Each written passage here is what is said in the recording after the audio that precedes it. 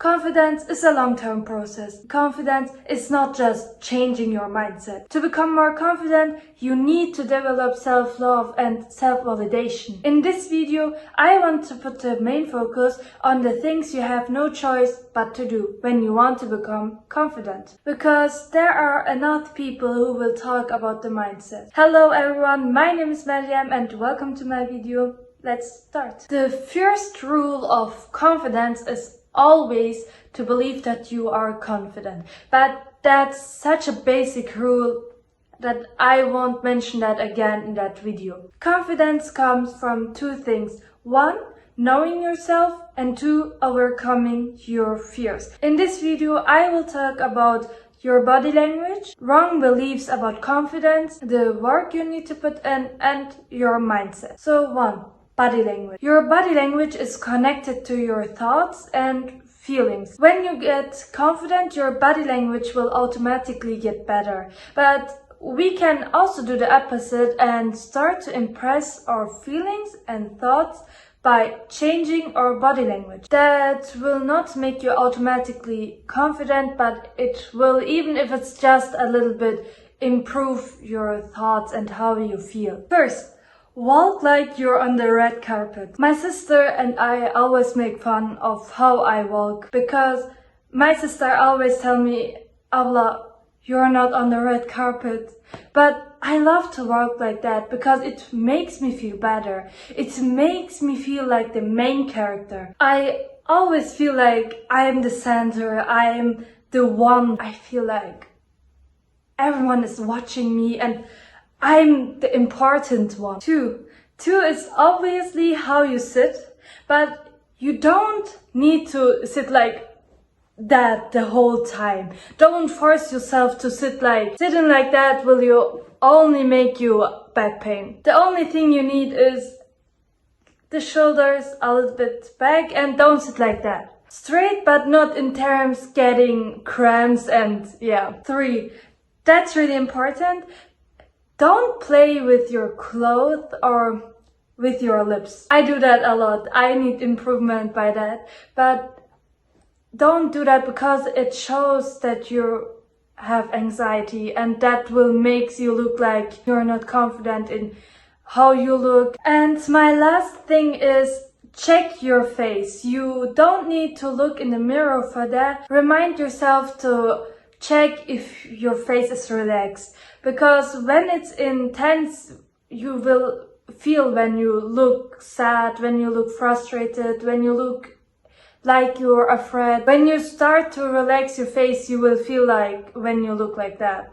And always remind yourself to relax your face because it won't just look confident, it will also make you feel more comfortable, feel better. You will feel lighter. In the next part, I have 5 wrong beliefs about confidence. So the first one is, just because you're loud and can defend yourself doesn't mean that you're automatically confident. I know plenty of people who everyone thinks they're confident because they're loud, even in leader positions, but you can see that they're actually not. When you look on details, when you look how they talk about themselves, when you look how they look on themselves, you will see that they're actually not confident. A confident person don't try to be the center of everything.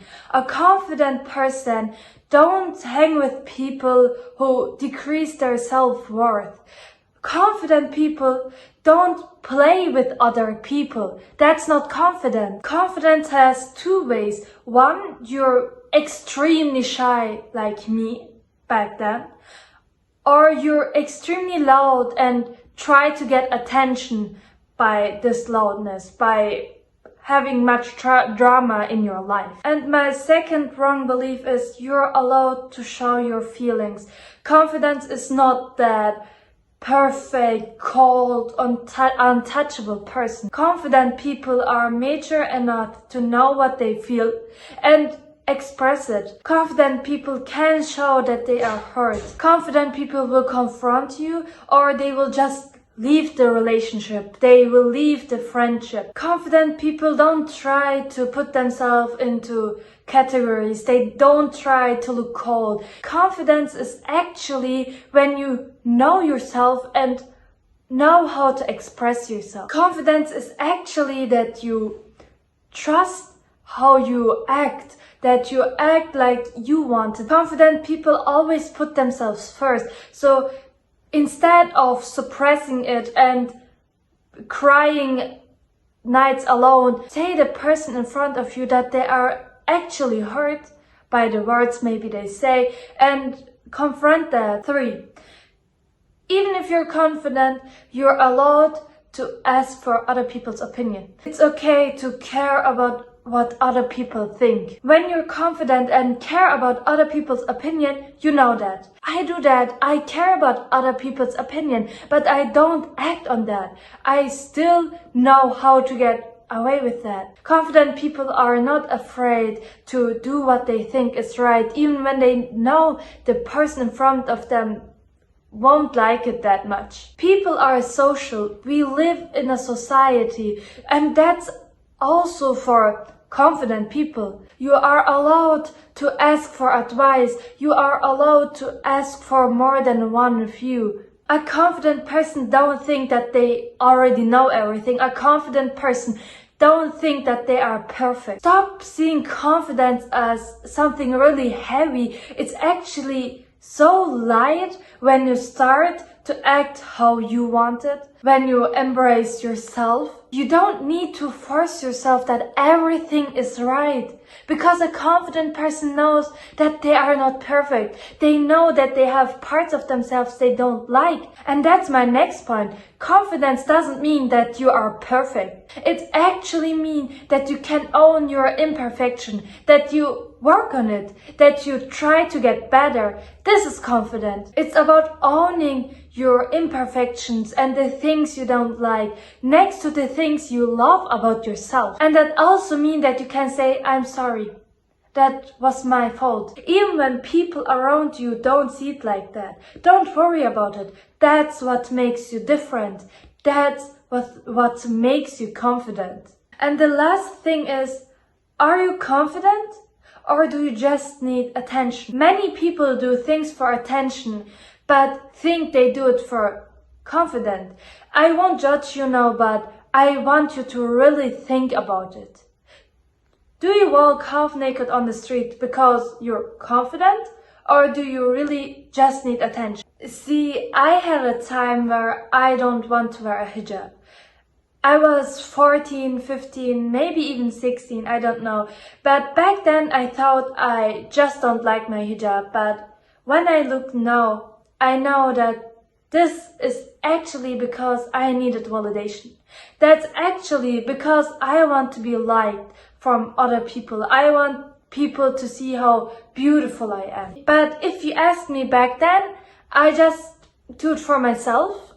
Because I like myself, but that's not the case. It's better to acknowledging it and working on it than just suppressing it, which will make you insecure in the long term because you don't know yourself. You are suppressing yourself. You don't embrace yourself. You don't own yourself. The third part is knowing yourself, or the work you have to put in. First of all, you have to question everything what you do. Every single detail how you act is important to know yourself. Every time you have a bad reaction like anger, frustration, sadness, or when you feel ashamed, just ask yourself, why am I feeling like that? Why am I reacting like that? Just take a pen and paper and write down, that happened today? I feel like that. And that's the reason. Maybe in the first time you won't find good reason why you act like that. But when it gets more and more and you have more overall view of what happened, you will actually find better answers how you act, better answers about yourself, about the situation. You will see that there are many similar things and you will start to understand yourself better. Don't lie to yourself. I know that it's really hard to admit some things about yourself, but when you want to get anything in your life, when you want to feel comfortable in your skin ever again, you have to go through this. It will hurt a lot and you will probably cry a lot, but it will get better. You will throw that out. You won't feel that in your energy anymore. You don't suppress it anymore. The next thing is do shadow work. You can use questions on the internet, but they never help me. So I use this book. I really liked it. Don't choose questions or a book where they just ask you like things every person already asked themselves. Many sites on the internet, I read these questions a lot. There are like, what are you embarrassed to admit other people?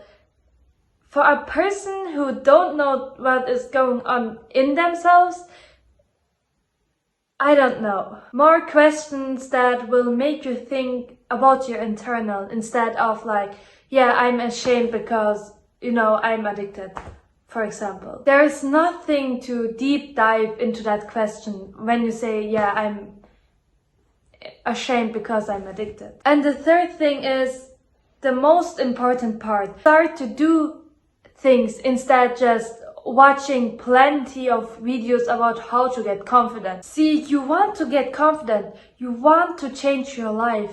You want to change your internal and that goes hand in hand with changing your external life. When you want to get confident, you have to actually act like one. When you go to school and then lay the whole day just hanging on your phone, the whole day maybe you go out with friends and do nothing else, there is absolutely no reason why you should be confident. Give your brain a reason why you should become confident, why you should trust yourself, why you should trust yourself to being able to do something in life. You have to show your brain that you actually go forwards instead of being in the same spot your whole life. Start to become a sense of achieving something in your life, even if it's just knowing what you want to do in your life. Even that, probably it will change over time, but when you do something, when you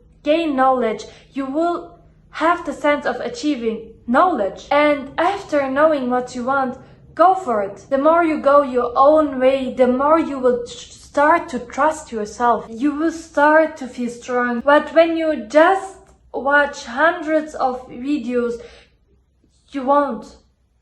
You just won't. The more you start to achieve something, the more you will start to trust yourself and becoming confident because you start to know yourself. You start to know that even if that's phase, I just do something else. You will see that going your way is actually not that scary. And that's even just acknowledging that is such a huge step to become confident. And that's my last step about knowing yourself and the work you have to put in.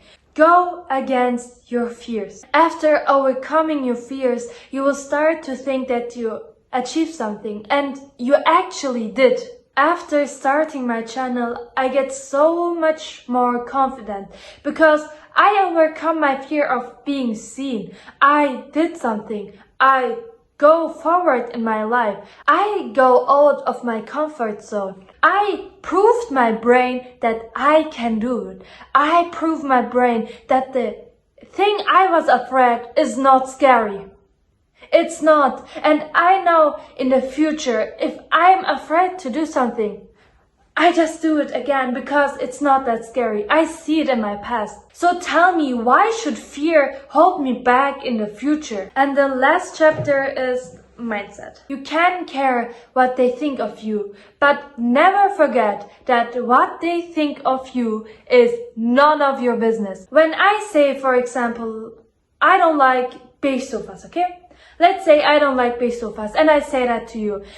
How much do you care? Let me say, none. Why? Because it is my opinion. The max you will say is, I like it or I don't like it.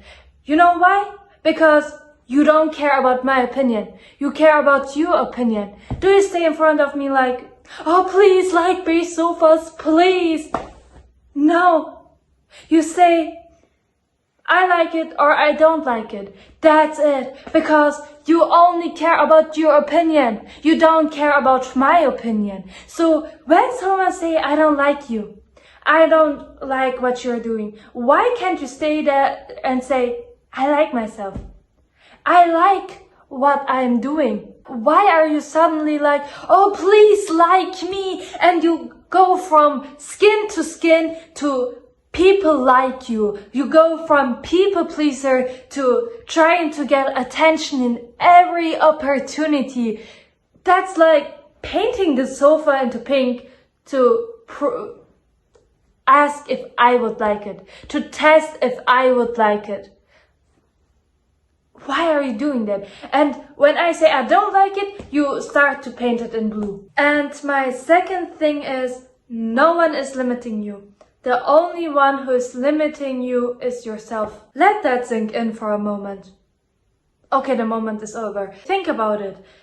When you do something you thought they would care, and you see they actually don't. The reason why you don't do it earlier is because you thought they would care. You are the whole time, what if they don't like me? What if they say something? What if?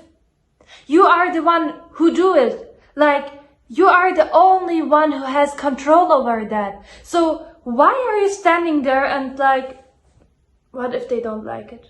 None of them stand there and hold your hand so you don't do it. Like, the whole time it was your choice to do it or not. So that's the reason why the only one who can limit you is yourself. Don't understand me wrong. When you are going against the law in your country or your religion, maybe you should hold yourself back. And the next thing is, okay, it's embarrassing. No? Can I turn it backwards? Always ask yourself, when you feel like you are embarrassed, always ask yourself, can I turn it backwards? So why am I pushing myself down? Stop beating yourself up for past mistakes or things you think are embarrassing. You will just feel insecure. And my last thing for that video is, it's okay to be afraid, but it's not okay to let it hold you back. Look, we are all human. We all have emotions. And when you are confident, you have to control your feelings. They're not weak. It's weak to let them control you. And even when they do, it's okay. Past mistake. But past mistake. No, you're in the point of doing it. You're allowed to cry. You're allowed to scream and hit the punching bag. But after doing that, you stand up and do what you have to do. I trust you. I hope you learned something. Bye.